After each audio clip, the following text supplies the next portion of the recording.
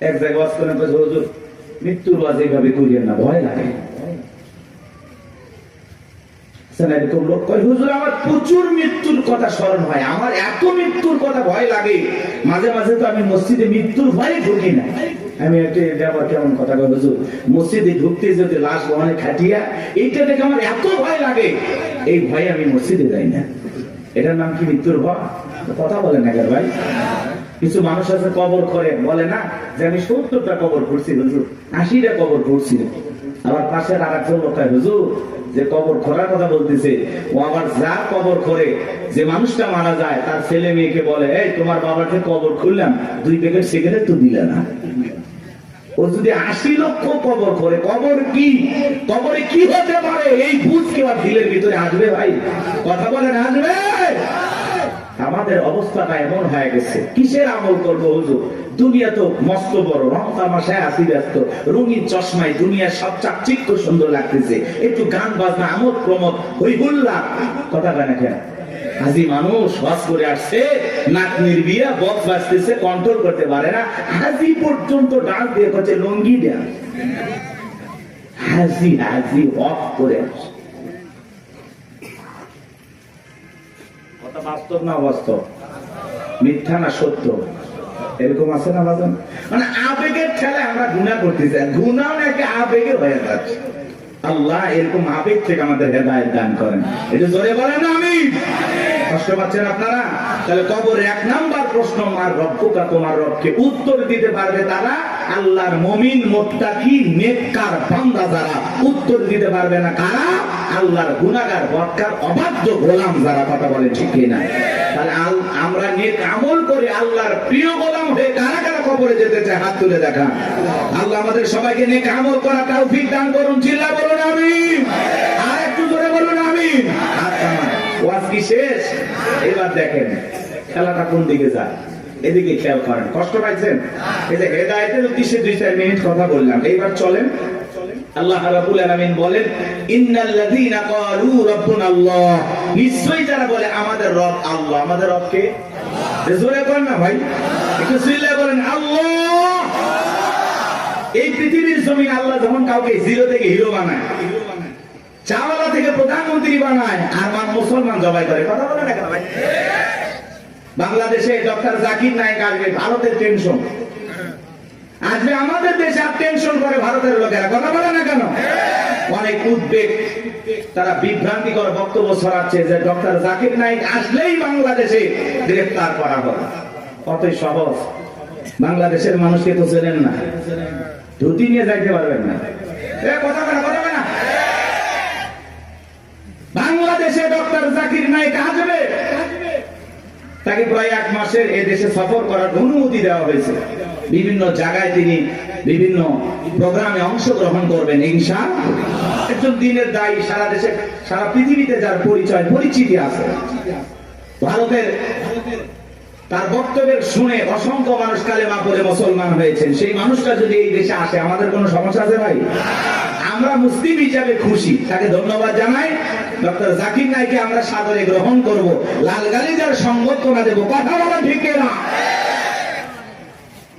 আর এই দেশে যদি কোনো কারণে কোনো ষড়যন্ত্র বা বিতর্কের কারণে যদি ডক্টর জাকির নায়েক বাংলাদেশে আসতে পারে, তাহলে বুঝে নেবেন বর্তমান সরকারে যারা আছে এদের ভিতরে ভারতের দালাল আছে। উনি আসবেন, সমস্যা কি? মুসলিম একটা দেশে একজন দাঁড়িয়ে আসতে পারবেন? ডক্টর জাকির নায়েকের অসংখ্য লেকচার আপনারা শুনেছেন, আলোচনা শুনেছেন। ভালো লাগে না? ভালো লাগে না? চমৎকার কথা বলেন। ভারত সরকার তার টিভি চ্যানেল বন্ধ করে দিয়েছেন, তাকেও দেশ থেকে বিতাড়িত করেছেন। এখন তিনি বিভিন্ন দেশ সফর করেন, বিভিন্ন দেশে থাকেন। আলহামদুলিল্লাহ, আমাদের দেশও আসবেন, তারই ধারাবাহিকতায় আলহামদুলিল্লাহ আমরা গ্রহণ করবো। উনি আসবেন, ঘুরিয়ে ফিরে চলে যাবেন, সমস্যাটা কোথায়? এতে ভারতের মাথা ব্যথা দরকার আছে? আমাদের দেশে আমরা ডক্টর জাকির নায়েককে নিয়ে আসবো নাকি খানায় খাবার ইমামকে নিয়ে আসবো, সেটা ভারতের কাছ থেকে শোনা লাগবে। ভারতের কথা আমরা চলি, এজন্য আমরা বলেছি আমরা বারবার রক্ত দিয়ে দেশকে স্বাধীন করেছি। আমরা না হতে চাই ভারতের গোলাম, না হতে চাই আমেরিকার গোলাম, আমরা সবাই আল্লাহর গোলাম। এটা আমাদের জীবনের সবচেয়ে বড় পরিচয়। আমরা কার গোলাম? আল্লাহর গোলাম। আমরা দুনিয়াতে কারো গোলামি করার জন্য জন্ম হই নাই, আমরা গোলামি করবো একজন, আর তিনি আমাদের রব, তিনি আমাদের সব। কথা বলে ঠিক কিনা? ডক্টর জাকির নাইক আসতেছে খুব দ্রুত, 28 নভেম্বরের মধ্যেই বাংলাদেশে আসবেন ইনশাআল্লাহ। তার এই সফরকে আল্লাহ কবুল করেন। একটু জোরে বলেন না আমিন। এটা নিয়ে ভারতের মাথা ব্যথা, অনেক টেনশন, মিডিয়াতে অনেক আলোচনা, তুমুল আলোচনা, সমালোচনা চলতেছে, বিতর্ক চলতেছে। সব বিতর্কের অবসান ঘটবে উনি যখন বাংলাদেশ বিমানবন্দরে পৌঁছাবে। আশা করি উনি আসবে ইনশাআল্লাহ। আমার ভাইরা দিল দিয়ে কথাগুলো বোঝার চেষ্টা করবেন। ইন্নাল্লাযীনা ক্বালু রাব্বুনাল্লাহ, নিশ্চয়ই যারা বলে আমাদের রব আল্লাহ। গভীর মনোযোগ দিয়ে কথাগুলো শুনবেন বাজান। এই পৃথিবীর জমিনে আল্লাহ কাউকে জিরো থেকে হিরো বানায়, সাওয়ালা থেকে প্রধানমন্ত্রী বানায়। নিঃস্ব পৃথিবীতে কেউ বেঁচে নাই। চিল্লায় বলে দুনিয়াতে আমার কেউ নাই। সেই মানুষটাকে আল্লাহ নিঃস্ব থেকে ক্ষমতার চেয়ারে বসায়। সেই মানুষটাও ক্ষমতার চেয়ারে বসে জুলুম করে, অত্যাচার করে। কথা বলেন ঠিক কিনা?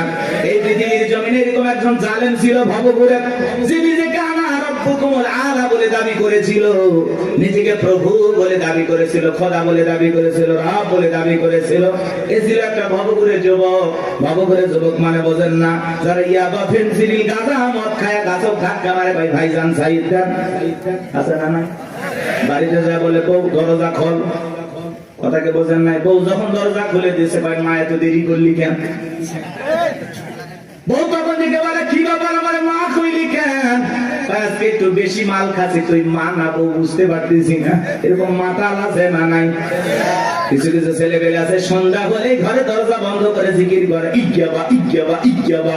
মা বাবা চিন্তা করে, বাবা এটা কিসের ট্যাবলেট, জ্বর সর্দি গলা ব্যথা, কই কিচ্ছু বোঝার দরকার নাই, টাকা দে নইলে তোর মাথা ফাটাবো। এরকম ইয়াবা খোর আছে না নাই? যারা ইয়াবা খায়, ফেনসিডিল খায়, গাঁজা মদ খায়, যুবক রে, সমাজের মানুষ তাদেরকে নেশাখোর বলে, টোকায় বলে। যারা নেশা করে তাদেরকে মানুষ ভালো চোখে দেখে না। সে ভালো সন্তান হতে পারে না, ভালো স্বামী হতে পারে না, ভালো বাবা হতে পারে না। নিঃস্ব করে সে সবাইকে। কথা বলে নেশা করে না, তার পরিবারকে নিঃস্ব করে। এই জন্য হাতে পায়ে অনুরোধ করে বলে যায়, যুবক নেশার দ্রব্য পান করা যাবে না, মাদক সেবন করা যাবে না। যে মুখে মা, সেই মুখে মাদক তোলা যাবে না। মাদককে না বলুন। কথা বলে না? মাদক সেবন করা যাবে, নেশাদ্রব্য পান করা যাবে। যারা মদ পান করবে এদের জন্য জান্নাত হালাল না হারাম?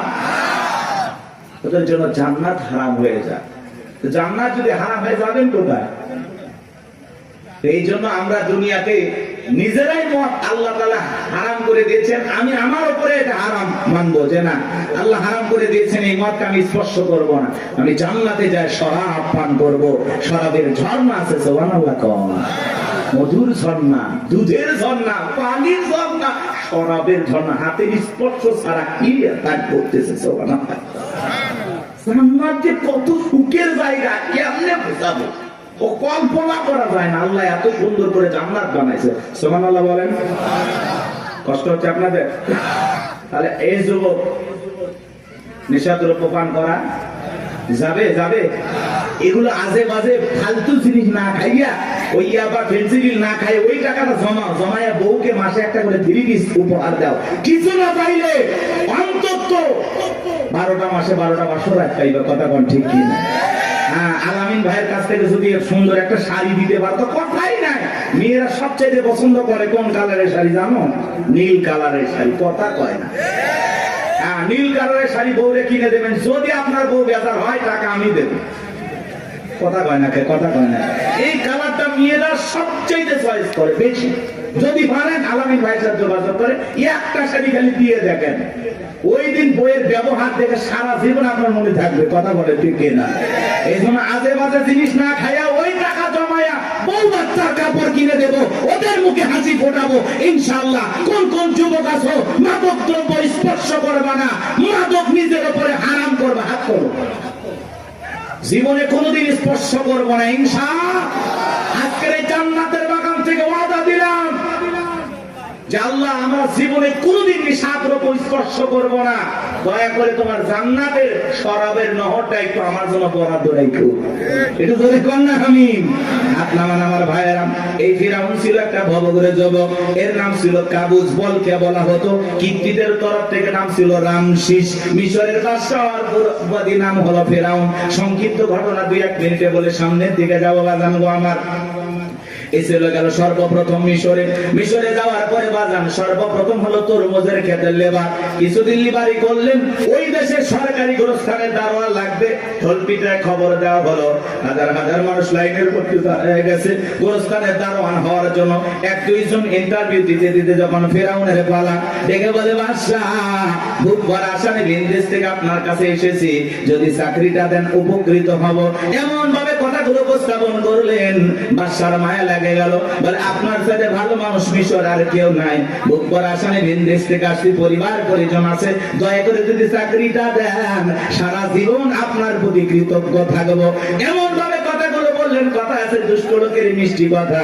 বাদশার ভালো লেগে গেল, বাদশা ডেকে বলে ইন্টারভিউ বন্ধ করো, এই কাবুজ নামের ছেলেটাকে মিশরের সরকারি গোরস্থানের দারোয়ানের চাকরিটা দেওয়া হলো।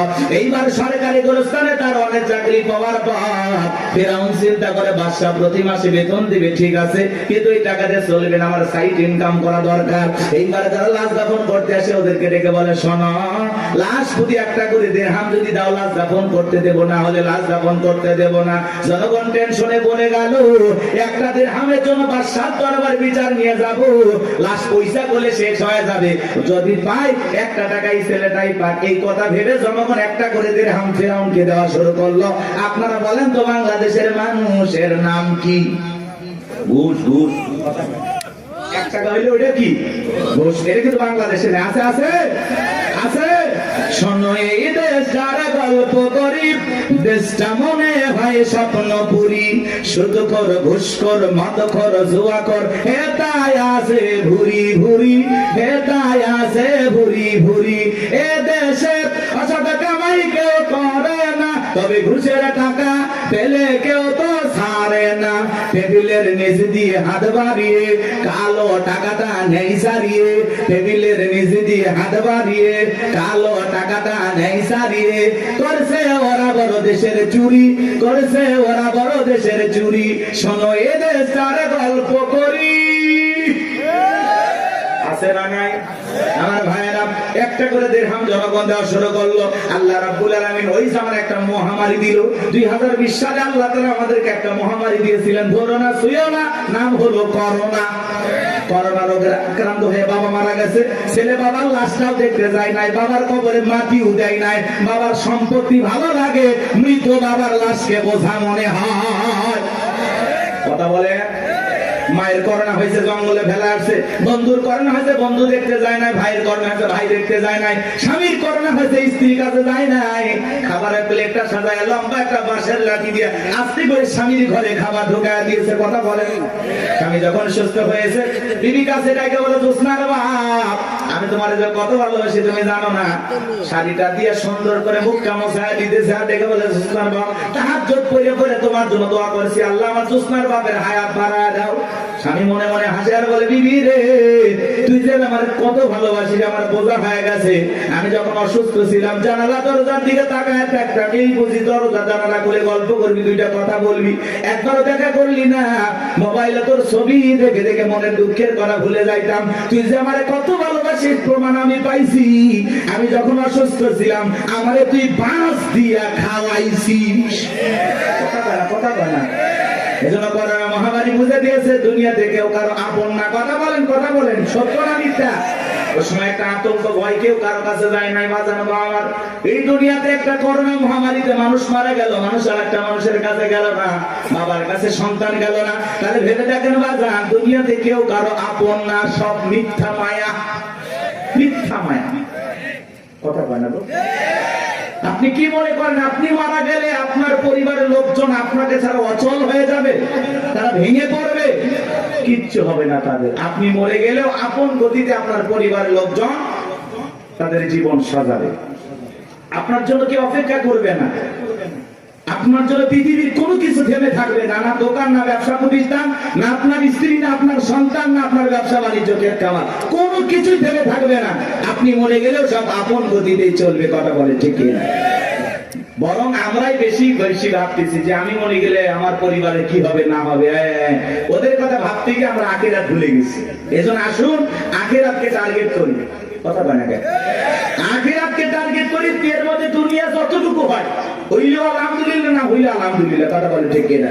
কিন্তু বেশি দুনিয়াকে টার্গেট করলে আখিরাত আমাদের কাছ থেকে দূরে সরে যাবে। এজন্য আমরা দুনিয়া টার্গেট করবো না, আখিরাত। আমাদের কার প্রয়োজন বেশি? আল্লাহকে প্রয়োজন দরকার না? তাহলে আখিরাতকে টার্গেট করতে হবে। এই পৃথিবীতে আল্লাহ হলো আমাদের সবচেয়ে আপন। স্ত্রী বলেন, সন্তান বলেন, সবাই স্বার্থ স্বার্থ স্বার্থ ছাড়া কেউ আপনাকে চেনে না। পুরুষ হলো টাকা কামানোর মেশিন। পুরুষের টাকা আছে, পুরুষের পাশে সবাই আছে। পুরুষের টাকা নেই, পকেট ফাঁকা, রাস্তার ভিক্ষুকও আপনার সাথে দেখা করবে না। কথা বলে কে? টাকা আছে, পুরুষের সম্মান আছে। টাকা আছে, পুরুষকে সবাই চেনে। কথাকে বোঝেন নাই? ওই যে গান শুনছেন না, গান শুনছেন, ওই দিকে যাবো না, রাগ করছেন। আপনারা তো রাগ করতেছেন। কি করবো না দোয়া করবো বলেন? আচ্ছা বলেন তো, পুরুষ হলো প্রয়োজন মিটানোর মেশিন। টাকার প্রয়োজন, সম্পদের প্রয়োজন, কথা কয় না কেন? এই প্রয়োজন মিটানোর জন্য আল্লাহ আমাদের দুনিয়ায় পাঠাইছে। কথা কি বুঝতে পারতেছেন বাজান? মন খারাপ করবেন না। যে কথা বলতে চাচ্ছিলাম বাজান, দিল দিয়ে কথাগুলো বোঝার চেষ্টা করবেন, গভীর মনোযোগ দেবেন, সামনে গেলে মজা পাবেন। এই যুবক, তোমরা নিরাশ হয় না, তোমরা যুবক, আমিও যুবক, তোমাদের মনের দুঃখটা কি বুঝি। একটু অপেক্ষা করো, তোমাদের জন্য স্পেশাল কিছু আলোচনা মাথার মেমোরিতে সেভ করা আছে, সময় মতো ডাউনলোড দিয়ে শোনায় দেব। মা বোন যারা বসে আছেন, মা একেবারে নিরাশ হবেন না। মা মহিলা প্যান্ডেল মা বোনদের জায়গা হচ্ছে না, আমি শুনেছি। আর পাগলিদের জায়গা একটু বেশি লাগে। ওদের ঘরেও যেরকম দখল করতে চায়, বাহিরে গেলে দখল করতেছে। কথা বল না কেন? এই যে মা বোনদের জন্য কিছু ওয়াজ করা দরকার আছে না নাই? কিছু বাঁকা পথে মা বোন চলে, বাঁকা পথে চলা মা বোনদেরকে ওয়াজের মাধ্যমে আজকে একটু সোজা করা হবে। একটু সময় দেন, সামনে যায়। আমার ভাইরা চলেন, সামনে থেকে যায় বাগান। ওই ডায়রিয়া কলেরা মহামারীতে হাজার হাজার মানুষ মারা গেল। আর ফিরাউনের পকেটে টাকা ঢুকলো, টাকা পাইতে পাইতে এত টাকার মালিক হয়ে গেল বাজান। টাকা রাখার কারোর কোনো জায়গায় নাই। এবার বাদশার দরবার একদিন চলে আসছে, বাদশাহ আমার কাছে কিছু টাকা পয়সা আছে, এলাকায় যারা গরিব মানুষ খাজনা দিতে পারে না, দুঃখী মানুষ খাইতে পারে না, আমি তাদের একটু জনসেবামূলক কাজ করতে চাই। বাদশাটাকে বলে, বাবা এই তো ভালো উদ্যোগ, তোমার মতো ছেলে ঘরে ঘরে জন্ম নেওয়া দরকার। এইবার জনগণের সে সমস্ত টাকাগুলো নিয়ে আসা গরিব মানুষের মাঝে বিতরণ করলেন, খাজনা পরিশোধ করে দিলেন। বলেন তো টাঙ্গাইলের মুসলমান বুঝে থাকলে বলেন তো টাকাগুলো ছিল কার? নেতা যে মাইক ধরে বলতেছে 5 লাখ দেব, ওই টাকা পাবে কোথা থেকে? আসমানের ফেরেশতারা প্যাকেট পাঠাবে নাকি? ভালো করে বুঝবেন কোন টাকা কোন জায়গায় যায়। আমাদের গাইবান্ধার আঞ্চলিক ভাষা একটা কথা বলে, মাছের তেল দিয়ে মাছ ভাজা। কথা কি বুঝতে পারতেছেন? জনগণের টাকা জনগণের মাঝে বিতরণ করে ফাও ফাও বাহাবা পাইলু। জনগণ থেকে বলে, আরে রাজ্যের বাদশা যদি এই ব্যক্তি না হয়া গোরস্থানের ছেলেটা হইতো, না জানি আমাদের কপাল খুলে যেত। নির্বাচনের আগে একটু জনসেবামূলক কাজ করা দরকার আছে না নাই? আমার এলাকার নেতা কাঁচা রাস্তা মানে মাটি রাস্তা বোঝেন তো বাজান, ইট পাড়তেছে, 2 গাড়ি ইট পাড়তেছে। মানুষজন বলে, বাবা ইট পাড়তেছে, তুমি তো এখনো নেতা হয় নাই, কারণটা কি? ছেলেটা বলতেছে, আপাতত ইট ফেলে দিলাম, আর ভবিষ্যতে আমার মার্কায় যদি সিলভারে এলাকার নেতা বানায় দিতে পারে, আমার 1 নাম্বার টার্গেট এই কাঁচা রাস্তা পাকা করা। এই রাস্তাতে আপনাদের ছেলে স্কুলে যাইতে পারে না, আপনারা হাটে বাজারে যাইতে পারেন না, মাঝে মাঝে আপনাদের কথা মনে হলে রাতে ঘুম আসে না। কি অভিনয়! নেতা হতে গেলে অভিনয় জানার দরকার আছে তো না? কথা কয় না। যারাই নেতা এরাই কিন্তু পুরোটা কি অভিনেতা। অভিনয় না জানলে নেতা হওয়া যায় না বাজান। ভালো করে বোঝার চেষ্টা করবেন। জনগণ বিশ্বাস করে যদি নেতার মার্কায় সিল মারে নেতাকে নির্বাচিত করে, নেতা তো এলাকায় থাকে না, ঢাকা শহরে বান্ধবী নিয়ে ঘুমায়। কথা বলেন ঠিক কি না? মার্কা থাকে যে কয়দিন নেতার আনা গোনা সে কয়দিন। আমরাও জনগণ কম খারাপ না, 1.5 টাকার বিরিয়ার 3 টাকার চা খায় কি স্লোগান, বল্টু ভাইয়ের চরিত্র ফুলের মতো পবিত্র, নামাজ পড়া কক্ষ গাঁজা খাই 5 ওয়াক্ত কমসুরিতে বাঁকা ভক্ত, শয়তানের 1 নাম্বার ভক্ত, হুজুরের জন্য খুবই শক্ত, চুষা খাই গরিবের রক্ত। পোস্টার লেখা যে গরিবের বন্ধু, ভোট দিয়ে দেখেন গরিবের কয় নাম্বার শত্রু, কথা বলে। রাস্তার একটা ভিক্ষুক মহিলার দিকে 500 টাকা দিয়ে বলে, আপনার চেহারার মাঝে আমি আমার মাকে খুঁজে পাই।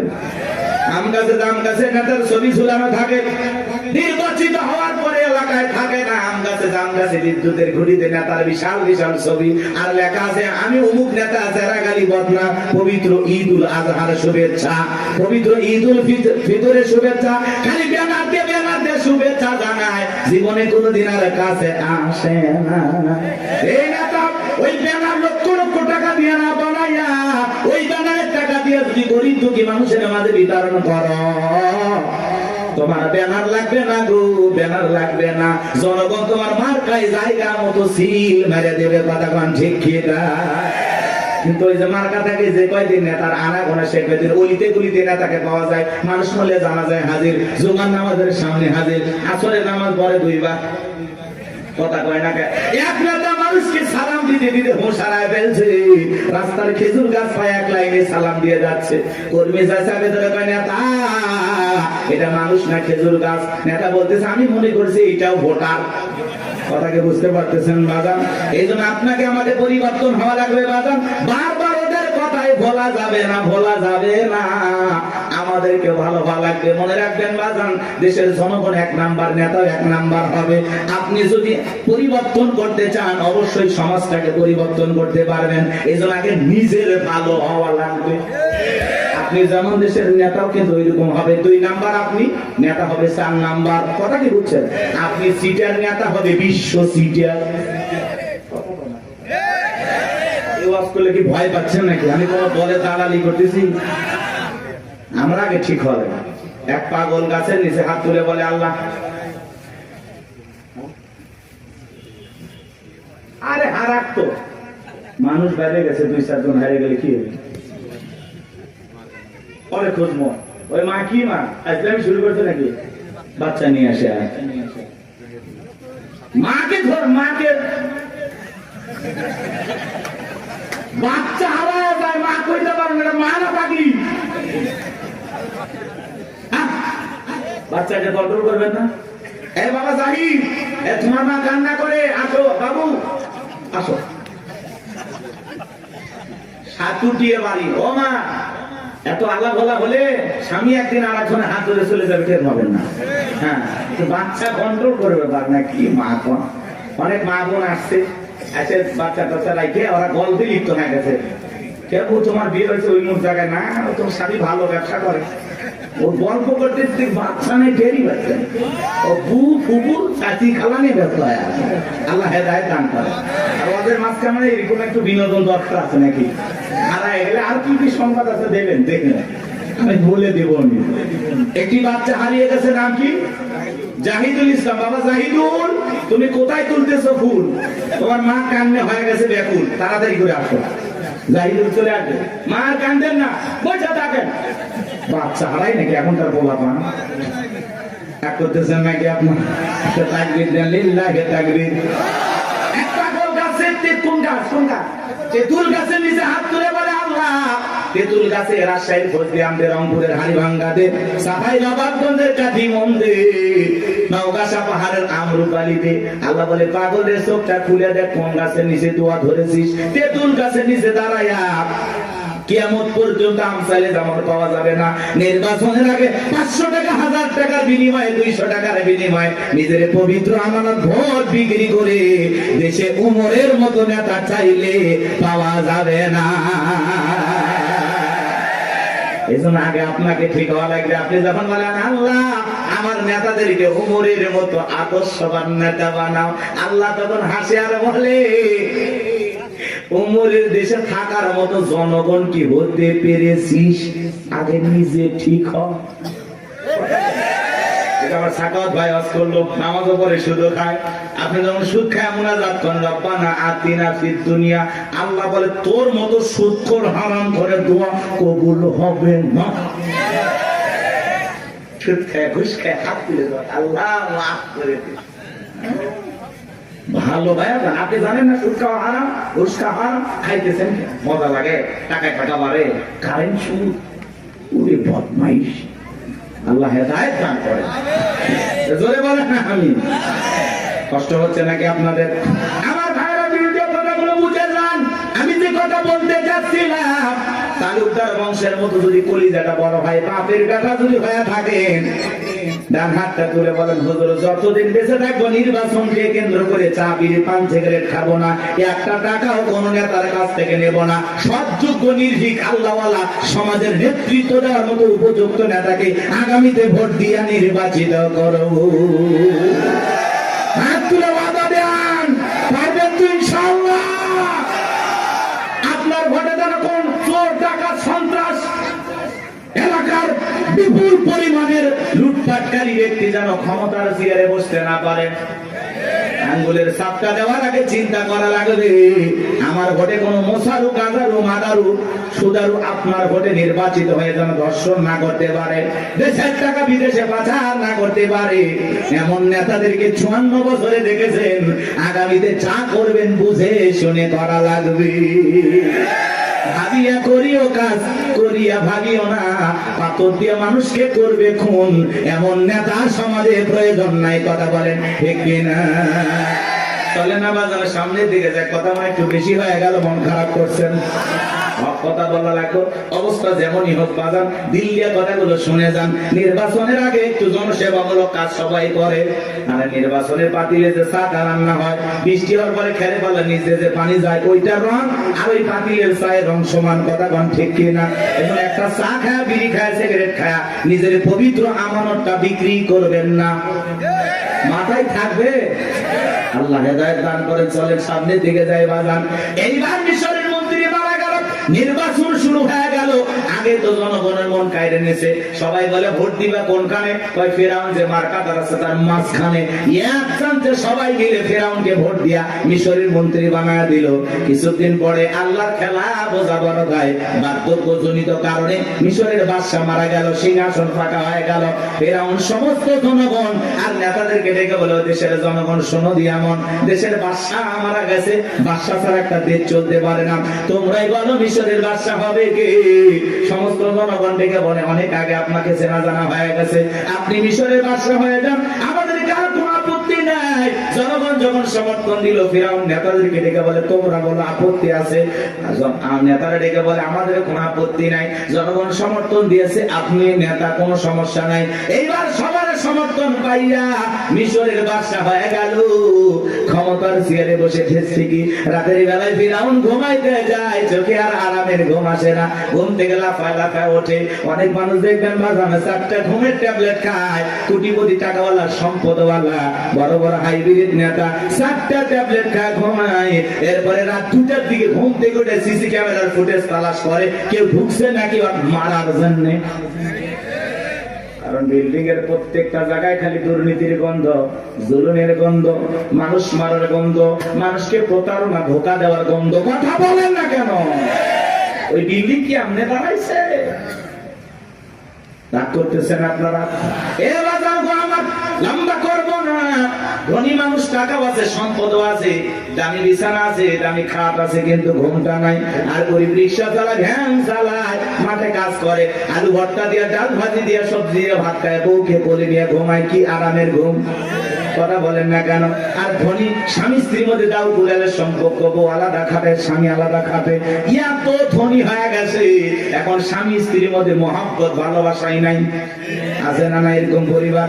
ওই দিকে আর যাচ্ছি না বাজান, সামনে গেলে মহিলাদের ওয়াজ করবো, চলেন না যাই। যে কথা বলতে যাচ্ছিলাম বাজান, ফিরাউনের চোখে ঘুম নাই। তার দরবারে জ্যোতিষী ছিল 400 জ্যোতিষী লিডারের নাম দবিরা, বয়স হলো 320 বছর। দেখে বলে, দবিরা কেন জানি রাতের বেলায় ঘুমাইতে পারি না, আজে বাজে স্বপ্ন দেখে লাফায় লাফাতে, কারণটা কি? দবিরা এইবার দেখে বলেন এত অপেক্ষা করেন, একটু আমাকে সময় দেন। দবিরা সময় নিয়ে বাক্য গবেষণা করে বলেন নেতা, যদিও ছিলেন ভবঘুরে জবক্তর মুজের খেতের লেবার, গোরস্থানের দারোয়ান, এরপরে মিশরের মন্ত্রী, বর্তমান রানিং বাদশাহ, আঙ্গুল ফুলা কলার গাছ, কিন্তু আপনার ভবিষ্যৎ জীবন বড় অন্ধকার। আগামী 3 মাসের মধ্যে বনি ইসরাইল সম্প্রদায়ের ভিতরে মুসা নামের একটা ছেলে জন্মগ্রহণ করবে। ওই মুসার কারণে রাজত্ব পাওয়ার ক্ষমতা থাকবে না নেতারে, এমনকি আপনার জীবন যাওয়ার সম্ভাবনাও দেখা যায়। এই কথা শোনার পরে ফিরাউনের মাথা ঠান্ডা না গরম?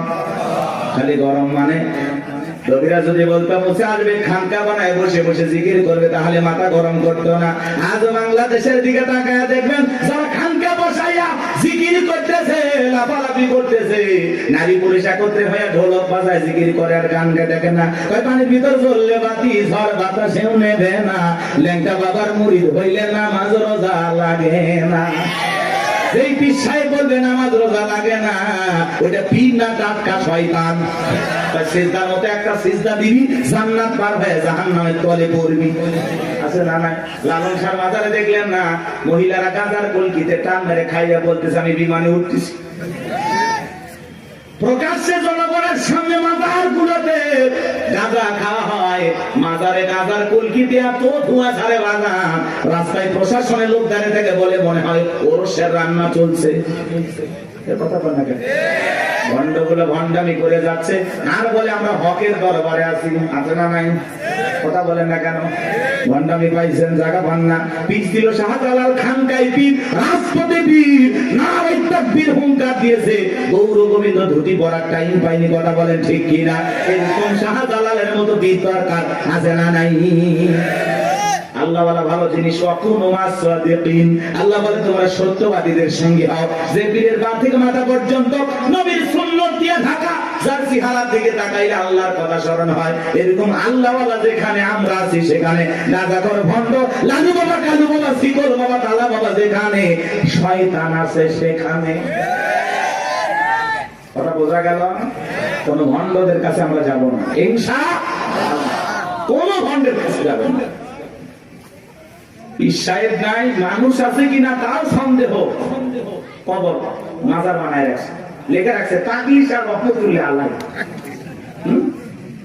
ওপরে লেখে মাহবুব সোবান, ভারতের কামান, জামানার জামান। আছে না নাই?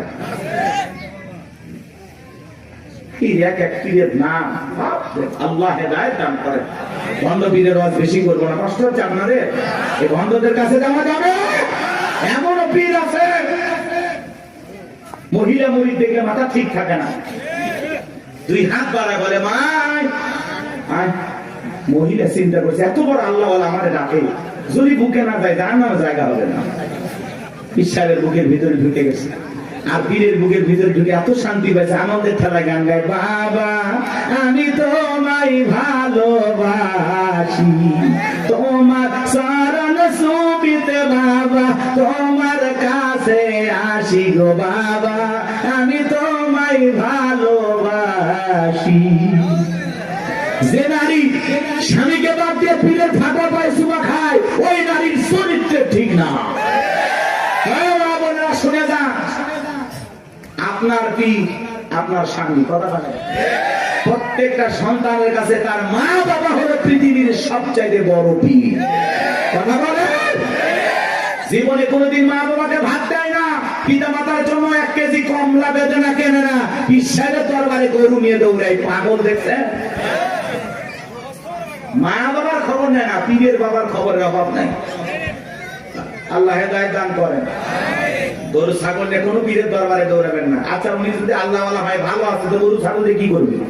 এলাকায় কত গরিব নিয়ে বিয়ে হয় না, দেন না, গরুটা জবাই করে মেহমানদারি করা দেন, আল্লাহ খুশি হবে।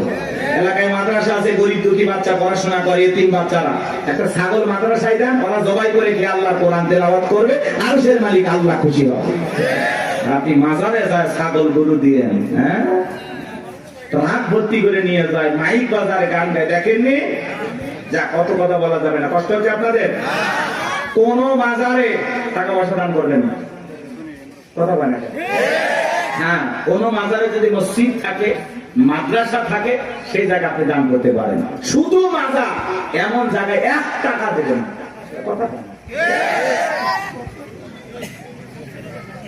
আপনার যা বলতেছে আপনি তাই করবেন। মাজারে কেন টাকা দিচ্ছেন? উনি আল্লাহ না, ভালো আছে না? টাকা দিয়ে কি করবে? আগে কিনে খাবে। আপনি মাজারে কেন টাকা দিচ্ছেন? এতিম অসহায় প্রতিবন্ধী হাত পাতে 5 টাকা দিতে পারে না, আর মাজারের দান বক্স থেকে 1000 টাকা 500 টাকা কেমনি ঢোকান? টাকা যেটা মানুষের দরকার না মরা মানুষের? যেটা মানুষ কান দিচ্ছে হাত পাতে, আপনি সেখানে দেন না। আর মাজারে পীর সাহেব একবারও ডাকলো না, এই মুসলিম টাকা দে, চাইছে। ওই জায়গায় কেন টাকা দিলেন? বলেন কেন দিলেন? কিসের বরকতের আশা? সন্তান হয় না? 56টা দরবারে ছাগল মানত করে, মাজারে ছাগল দিলে সন্তান হবে, পাইছেন কোথায়? কথা কয় না। আরে ওয়াশ করলে হবে না, মাঝে মাঝে ওয়াশ করালে। আরে ভাই আমাদেরকে দেন, মাদ্রাসায় দেন। কথা কয় না। দেওয়ার লোক খুঁজে পান না। একটা মানুষ চোখের সামনে কান্দে মরে যাচ্ছে, ওই জায়গা দেয় না, ওই মরা পিসাবতা দিয়ে এসেছে। ওই যে পীর আছে না, কলার গাছ আছে, আসলে কোন মাজার কিনা আপনি জানেন? অধিকাংশ মাজার মিথ্যে মিথ্যে মাজার বানায় বন্যামি শুরু হয়ে গেছে। কথা দেখে না? আল্লাহ যেন আমাদের হেদায়েত দান করেন। একটু জোরে বলেন আমি। আমার কথায় অনেক মাদার গুজরিরা বিরক্ত হয়েছে, অনেকে ফোন দিয়ে হুমকি দিছে, তোমরা আল্লাহ আল্লাহর বিরুদ্ধে কথা বলো, মরার আগে জবান বন্ধ হয়ে যায়। চিন্তা করছেন? ফরিদপুরে সালতা থানা আক্রোশী আছে না, আগে যাইতে পারি না, আমার সেই হুমকি দিত, এই থানা এসে তোর হাত পা কেটে নেব। এই গত 29 তারিখে ওই জায়গায় বয়ান করে আসছে, কই হাত পাটা করত না, হাত পা কাটার লোকগুলো খুঁজে পাইনি। কারণ ওই যে ওদের দেখে নিয়ে আমি একটু সাইজ করছিলাম, খবরদার এই ভণ্ডদের কাছে যাবেন না। হক্কানি আল্লাহ আল্লাহ ভালো, সেখানে আপনি যাবেন, কিন্তু ভণ্ডদের কাছে যাব না। যেখানে ইসলাম আছে সেখানে আমরা আছি, যেখানে ভণ্ডামি আছে সেখানে আমরা নারী পুরুষ একত্রে যেখানে। আরে ভাই, মহিলা মানুষ কাছে থাকলে মাথা ঠিক থাকে, কিসের জিকির? জিকিরের কথা মনে থাকবে। আল্লাহ হেদায়েত দান করে। ওই জন্য তো ভণ্ডরা বলে মনের পর্দা বাইরের পর্দা, শুনছেন না? মনের পর্দা বড় পর্দা, বাইরের পর্দা খুলে ফেলা। মনের আলো বড় আলো, বাইরের আলো নিয়ে ফেলা। রাত 12টা সাল বাতি নিবেছে, এখন কি জিকির হচ্ছে আপনারা বুঝেন না। আল্লাহ হেদায়েত দান করে। আমার ভাইয়েরা চলেন সামনের দিকে যায়। আজও পৃথিবীর জমিনে যারা মাজার নিয়ে বসে আছে, খামকায় বসে আছে, এদেরকে কেউ টার্গেট করে না। যারা আল্লাহর জমিনে আল্লাহ দ্বীনকে কায়েম করতে চায়, কোরআনের সমাজ ব্যবস্থা কায়েম করতে চায়, আল্লাহর আইন দিয়ে জমিনটা পরিচালনা করতে চায়, তাদেরকে টার্গেট করে করে ভিতরে ঢোকানো হয়। কথা বলে ঠিক না? ফিরআউনের মাথা গরম হয়ে গেছে, হামানকে দেখে বলে, ডাকো হামান। এই দিগায় হামানের মাথায় কোনো চুল ছিল না, সাদে মাল নাই, বাম পারল, পুরো মাথা ছিল ভারতের দমদম এয়ারপোর্ট। দেখে বলে, হামান রে তাড়াতাড়ি করে বল। নবীরা বলল, একটা মুসা নামের ছেলে জন্মগ্রহণ করবে, ওর কারণে রাজত্বের চেয়ার থাকবে না, ক্ষমতা থাকবে না, এমনকি আমার জীবনটাও নাকি চলে যাবে, এটা তো মেনে নেওয়া যায় না।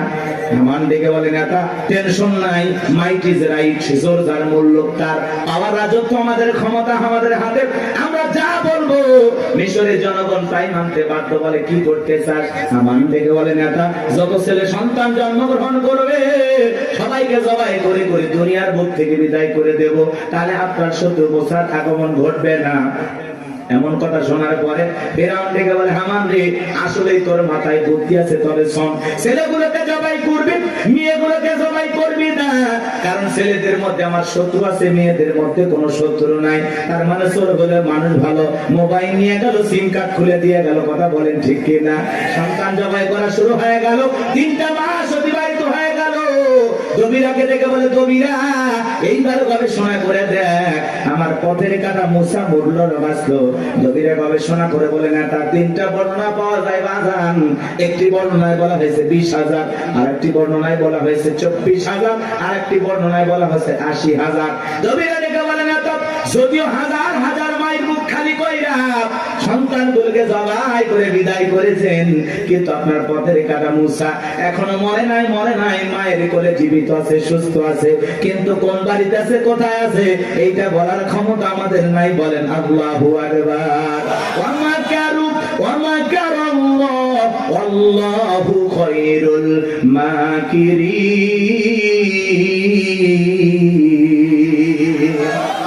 এলাকার আল্লাহ চাই মুসারে বাঁচাতে, ফেরাউন চাই মারতে, আর 14 গোষ্ঠী এক জায়গা হয় মুসার একটা পছন্দ জিততে পারবে না। কথা বলেন ঠিক কিনা? ফেরাউন রাগান্বিত হয় বলে, এই সেনাবাহিনীর দল, এতগুলো মারলি, আসলটাই মারতে পারলি না। এলাকায় তল্লাশি চালাও, চিরনবিধান চালাও, ঘরে ঘরে প্রবেশ করো, যেখানে মুসারে পাইবা দরবার জবাই করবা, আমার মাথার টেনশনটা দূর করো। যাও। একদল সেনাবাহিনী মুসা নবীর বাড়ি থেকে রওনা করেছে। মুসা নবীর বড় বোন, তার নাম মারিয়ম, দেখে বলে, মা, ওই যে ফিরাউনের সেনাবাহিনী দেখা যায় মা, আর বুঝি ভাইকে বাঁচানো গেল না। মুসা নবীর মা সন্তানকে দিক সেদিক দৌড়ায়, কে যেন ইলহামের মাধ্যমে আওয়াজ দেয়, বলে, মুসা মা, তোমার সন্তানটাকে চুলার ভিতরে ফেলায় দাও, কথা দিলাম গো, তোমার সন্তানটাকে আবার তোমার কোলে ফেরায় দেব, বলুন সুবহানাল্লাহ। মুসা নবীর মা তাই করলেন। লম্বা ঘটনা বাজান সংক্ষিপ্ত করে বলে দিয়ে যায়, ফিরাউনের সেনাবাহিনী তল্লাশি চালাইয়া তন্ন তন্ন করে ঘর বাহিরে সব জায়গায় খুঁজে তারা চলে গেল। এইবার মুসা নবীর মা চোখের কোনায় পানি নিয়ে কাঁদেন আর মনে মনে ভাবেন, সন্তান বুঝি আগুনে পড়ে কয়লা হয়ে গেছে। কাছে যায় তাকায় দেখেন, না না, মুসা নবী আগুনে পড়ে নাই, মুসা নবী চুলার ভিতরে পড়ে মুস্কি মুস্কি হাসতেছি। সন্তানটাকে কোলের মধ্যে নেবেন, কে যেন তাই আওয়াজ দেয়, বলে, মুসার মা, কতদিন জালেম ধরে ভয় লুকিয়ে রাখবা, সিন্ধুক একটা বানায়া দরিয়ার বুকে ভাসায়া দাও, কথা দিলাম গো, তোমার ছেলেটাকে আবার তোমার কোলে ফেরায়া দেব। মুসা নবীর মা টেনশনে পড়ে গেলেন, সিন্ধুক পাবেন কোথায়? পরের দিন সকালবেলা কে যেন ডেকে বলে, মিস্ত্রি লাগবে না, আমি একজন মিস্ত্রি। মুসা নবীর মা ডাইকে বলে, মিস্ত্রি দিকে আসো। জীবনে কেউ মিস্ত্রি বলে চিল্লাইলো না, তুমি কিসের মিস্ত্রি, কি বানাইতে পারো? মিস্ত্রি ডেকে বলে, মা, আপনি যদি মনে করেন এমন একটা সিন্ধুক আপনার দরকার, যে সিন্ধুকের ভিতরে আপনার সন্তানকে তুলে দরিয়ার বুকে ভাসায় দেবেন, ও মা, চাইলে এমন একটা সিন্ধুক আমি বানাই দিতে পারি, তাই নাকি? বলে, হ্যাঁ। মুসা নবীর মা ডেকে বলে, মিস্ত্রি, তুমি তোমার মনের কথা বলেছ, এরকম একটা সিন্ধুক আমার প্রয়োজন। মিস্ত্রি ডেকে বলে, মা, কিছু যন্ত্রপাতি আছে, ধার দেওয়ার জন্য পানির প্রয়োজন হতে পারে, আবার না হলেও চলবে, আপনি একটু ভিতর থেকে পানি নিয়ে আসেন। মুসা নবীর মা ভিতর থেকে পানি নিয়ে এসে দেখে মিস্ত্রি সুন্দর একটা সিন্ধুক বানায়া দাঁড়িয়ে আছে। এবার সিন্ধুকটা হাতের মধ্যে দিয়ে মিস্ত্রি দৌড়ায়, পেছন থেকে ডেকে বলে, মিস্ত্রি, লোহার পয়সা কি নিবা না, কাঠের পয়সা কি নিবা না, তোমার পারিশ্রমিকের দামটা কি নিবা না? মিস্ত্রি ডেকে বলে, মা, যারা বিপদে পড়ে আমি তাদের উপকার করি, বিনিময়ে টাকা পয়সা গ্রহণ করি না। মুসা নবীর মা ডেকে বলে, মিস্ত্রি, এই বিপদের দিনে এত বড় উপকার করলা, লোহার পয়সাও নিবা না, কাঠের পয়সাও নিবা না, তোমার পারিশ্রমিকের দামটাও নিবা না, অন্তত তোমার নামটা বলে দাও, মাঝে মাঝে তোমার কথা মনে হলে আল্লাহর কাছে তোমার জন্য দোয়া করব। মিস্ত্রি ডেকে বলে, মা, আমি দুনিয়ার কোন সাধারণ মিস্ত্রি না, আমি আল্লাহর ফেরেশতা, আমার নাম জিবরাইল। এইবার সিন্ধুকের ভিতরে মুসা নবীকে তুলে দরিয়ায় ভাসায় দিলেন। আর মেয়ে মারিয়মকে বলে, মা, সিন্ধুক ভাসতে ভাসতে কই যায় খবর নিয়ে আসবি। ওই দিন বিকেল বেলা ফিরাউন তার প্রিয়তমা স্ত্রী আসিয়াকে নিয়ে আসছে সমুদ্রের সৈকতে হাওয়া খাইতে। মাঝে মাঝে বউকে একটু বিনোদন করা দরকার, আছে না নাই? হালাল বিনোদন। মাঝে মাঝে ভাবি কিনে কক্সবাজার চলে যাবেন যদি সামর্থ্য থাকে, কথা কয় না? বউকে পর্দা করাইয়া নিয়ে যাবেন। আমি কি বলছি, কক্সবাজারে যে হাফ প্যান্ট পরে গোসল করবেন, তাহলে গুনাহ হবে, কথা কয় না কেন? কিছু পোলাপান আছে, বউ সুন্দরী, মাথা কাজ করে না, কক্সবাজার নিয়ে যায়, ঘোড়ার উপরে তুলে সেলফি তোলে, সুন্দর করে সমুদ্রের পানিতে গোসল করতেছে, সেলফি তোলে। বিকেল বেলা আইডিতে পোস্ট করে বলে, প্রিয়, তোমার সাথে কক্সবাজারের প্রথম দিন কিছু ছবি তুলেছি দোস্ত, তোমাদের দেখার জন্য। ভাবিকে বৃষ্টি ভিজা শরীরে কেমন লাগতেছে একটু লাইক কমেন্টসে জানাও। এর চাইতে মূর্খ বেয়াদব সমাজ আর কেউ আছে নাকি? যে নিজের বইয়ের ছবি ফেসবুক আইডিতে ছাড়ে, এর রুচিতে সমস্যা, কথা বলে। এই বউ হলো পার্সোনাল জিনিস, একান্তই আমার, এটা পাবলিসিটি করার জিনিস না, কথা বলে না। এমনিতে নিয়ে মানুষকে জ্বালায় আছি আমরা, তার উপর আবার বইয়ের ছবি ফেসবুকে ছাড়ে, কত পাগল আছে না? হুজুর এখন একটা গান বানাচ্ছে, শোনি কথা কয় নাকি? শুনছেন? কোন গ্রামে বাড়ি তোমার, কেমন তোমার বাপ, ফেসবুকে ছবি সাইডে করছো কেন বাপ? শুনছেন না? যাই সময় নাই, অনেক লম্বা হবে, কষ্ট হচ্ছে আপনাদের, বিরক্ত হয়েছেন আমার কথা? মহিলা দল আজ একটু পরে হবে, আপনার আগে ঠিক হন। কি বউকে মাঝে মাঝে বিনোদন করবেন? পিকনিক স্পট গুলো যেখানে ভদ্র লোকেরা যায় সেখানে যাবেন, মাঝে মাঝে বউকে নিয়ে একটু ঘোরাফেরা করবেন, নিজে বউরে একটু সময় দেবেন, না হলে অন্য আরেকজনের সাথে ঘোরাঘুরি করবে, আপনি টেরই পাবেন না। এরকম মহিলা আছে না নাই? আর একবার যদি বউ বাঁকা পথে চলে, ওই বউকে সোজা করা কঠিন। নষ্ট গাড়ি ঠিক করা যায়, কিন্তু নষ্ট নারীকে ঠিক করা যায় না। একবার যদি একটা নারীর চরিত্র নষ্ট হয়ে যায়, ওই নারী একটা পতিতার চাইতে নিকৃষ্ট হয়ে যায়। এই জন্য বাজার কথাগুলো বাস্তব। নষ্ট গাড়ি ঠিক করা যায়, কিন্তু নষ্ট নারীকে ঠিক করা যায় না। নারী এমন একটা জিনিস, নারী বুঝতে পারলে নিয়ামত, না বুঝতে পারলে কিয়ামত। বুঝতে পারলেই ঘরে সুন্দর পরিবেশ নিয়ে বাঁচতে পারবেন, আর না বুঝতে পারলে ঘরে আগুন জ্বলবে, দাউ দাউ করে অশান্তির আগুন জ্বলবে। ওই আগুনে শুধু আপনি জ্বলবেন, আপনার পরিবারও জ্বলবে, সমাজ জ্বলবে। কথা বলে ঠিক কিনা? আরে ভাই, মসজিদে মুয়াজ্জিনি করে বইয়ের জ্বালায় গলা দড়ি দিয়ে মরছে, দড়ি দিয়ে মরছে। কয়েকদিন আগের ঘটনা। হুজুর মানুষ আমরা মারবেও পারি না, শাসনও করে পারি, কি দিয়ে মারবেন? আল্লাহ এমন একটা সিস্টেম দিয়েছে মারা, মেসওয়াক পরিমাণে 1 বিঘা। কথা কয় না? আচ্ছা, এটা তো মারা যায় 8 ইঞ্চি দিয়ে। কথা কয় না? এটা পান্টি হলো, অনেকে পাই হুজুর প্লাস দিয়ে মার, মানে প্লাস দিয়ে ওই পান্টি ধরবি না, হাত দিয়ে ধরালে। আর তার বউ যদি মমতাজের মতো মোটা হয়, আর ওই পান্টি যদি পিঠে মার যায়, বউ কবি আমার কাতুকুতু লেগেছে। কথা পান্টি। ইসলাম এমন একটা সুন্দর সিস্টেম আল্লাহ তাআলা আমাদেরকে দিয়েছেন। ইসলাম এত সুন্দর একটি ধর্ম, আসলে বউ মারার পক্ষে আল্লাহও নাই। কথা কয় না? আল্লাহ বলতেছে বউ ভালোবাসার জিনিস, মারবে কে? আর তুমি যদি সকালে বউরে পিটাও, রাতের বেলা কই ঘুমাবা? ওই বউয়ের কাছে যাতে তোমার লজ্জা করবে না? কথা কয় না? আর পাগল, কিছু পাগল আছে না, বউরে এমন পিটান পিটা, যতক্ষণ আব্বা ডাকছিস ততক্ষণ ছাড়বো না। মানুষের গৌরী এত মারিস কেন? তাই মারবো না। এই বেহানারি বাবার কাছে আমি 1.5 লাখ টাকা পাই, মাত্র 1 লাখ টাকা দিয়েছে, এখন আমি 50,000 টাকা পাই। ও মানে শ্বশুর বাড়ি থেকে হালখাতার টাকা পাই। এরকম যৌতুক লোভী কিছু আছে না? যারা যৌতুকের জন্য বউকে পিটায়, এরা হলো ছোট লোক। কথা বলেন, এরা সমাজের জঘন্য লোক। কথা বলেন, এই পুরুষ না টাকা ইনকাম কর, যা ইনকাম কর। শ্বশুরের টাকা লোক কাঁচা পায়খানা খাওয়া যেমন হারাম, কন্যা পক্ষের কাছ থেকে জোর করে যৌতুক দাবি করা তেমনি হারাম। তো যৌতুকের টাকা না খাওয়া 2 কেজি খা। কি সাকত ভাই, মন খারাপ করতেছেন? এলে চলবে? রাগ করতেছেন নাকি আপনারা? ভাই যৌতুক নিয়েছেন নাকি আপনি? উঠতেছেন কেন? তাকবীর দেন, লিল্লাহি তাকবীর। আমার ভাইরা গভীর মনোযোগ দিয়ে শুনবেন বাজান। সামনের দিকে গেলে একটু কষ্ট হবে আপনাদের। কষ্ট হচ্ছে? চলেন সামনে গেলে মজা পাবেন বাজান। এইবার ফিরাউনের ঘাটে সিন্ধুক চলে আসলো। সেনাবাহিনী সিন্ধুকটা ধরে নেতার কাছে নিয়ে গেছে। ফিরাউন ডেকে বলে, সিন্ধুকটা খোলো তো দেখি। সিন্ধুকটা যখন খোলা হলো, সবাই তাকায়া দেখে সিন্ধুকের ভিতরে মনে হয় পূর্ণিমার চাঁদ উদয় হয়েছে। আসিয়ার চক্ষু শীতল হয়ে গেল। ফিরাউন ডেকে বলে, তরবারি আন, জবাই কর। এইটাই মুসা। আসিয়া বলে, থামো, খালি মারাই শিখছো, এতগুলো মারলা কাউকে শান্তি পাইলা না। ও স্বামী, এই ছেলেটাকে মারার আগে আমার একটা প্রশ্নের উত্তর দাও।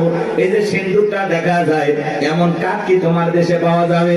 ফিরাউন কাঠটা নাই গেছে বলে, বিবি রে, এই সিন্ধুকের যেমন কাঠ, এমন কাঠ আমি কেন আমার বাপ দাদা 14 পুরুষও কেউ দেখে নাই। আসিয়া বলে, স্বামী, এটা ভিন দেশি কারো সন্তান, বাঁচতে বাঁচতে আমার দেশে আসছে। এই ছেলেটাকে আমি মারতে দেব না। এই ছেলেটাকে আমাদের পালক পুত্র হিসাবে লালন পালন করতে চাই। জোরে কোন মারহাবা। কথায় আছে, যেখানে বাঘের ভয় সেখানে রাত হয়। যারে খুঁজতেছে মারার জন্য, আল্লাহ তারই দায়িত্ব দিল লালন পালন করার জন্য। জোরে বলেন মারহাবা। আসিয়া যখন বলেছে ছেলেটাকে আমি পালবো, একে আমাদের পালক পুত্র বানাবো। অনেক কঠিন স্বামী কিন্তু মাঝে মাঝে বইয়ের আপত্তির কাছে দুর্বল হয়ে যায়, বলে ঠিক আছে মাইনা নিলাম। আসে বলে শুধু মারলেই হবে না, ঢোল পিটায় খবর দাও ফিরাউনের ছেলে সন্তান যে দুধ পান করাবে মাসে মাসে তাকে বেতন দেওয়া হবে। বলে ঠিক আছে, ঢোল পিটানো হলো। হাজার হাজার নারীরা আসছে, মুসা নবীকে কোলে নেয়, স্তন খুলে মুখ লাগায় দেয়। আল্লাহ নবী মুসা আলাইহিস সালাম কোন মহিলার স্তনে দুধ পান করে না, জোরে কোন মারহাবা। সমস্ত নারীরা ব্যর্থ হয়ে চলে গেল। ওই যে মুসা নবীর বোন নাম তার মারিয়ম, ঈসা নবীর মায়ের নাম মারিয়ম, আর মুসা নবীর বড় বোনের নামও ছিল মারিয়াম।